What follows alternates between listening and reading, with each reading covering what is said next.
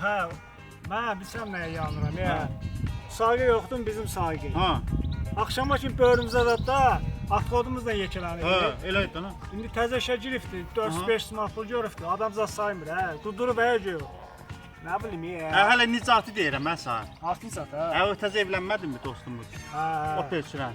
Okey. Hə, o bədbax orada təzə evlənibdi. Arvaddan bir qorxmaq qorxur. Məsələn bu. Vallahi.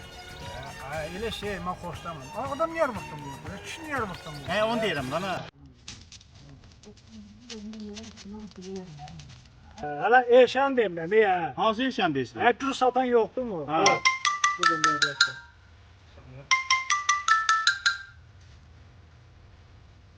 Alo. Eşdirəm. Nəzən yeribsən sən?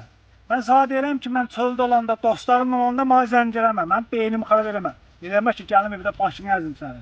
Davay ad böyle. Yılma mənə deyirəm sana bir də. Kimdə? Eğer baktı. Tek dedi. Ben istəyəm bakışdan mən. Nə sana deyirəm? Hva har du gått i? Ikke var varit att du ger. Det är du nu där.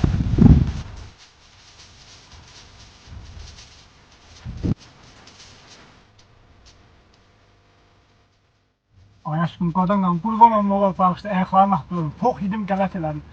Dostum bu ayaqların yanındaydı deyə. Mən də ona görə ürəkləndim, kişilərdim, bana dedim o belə olsun.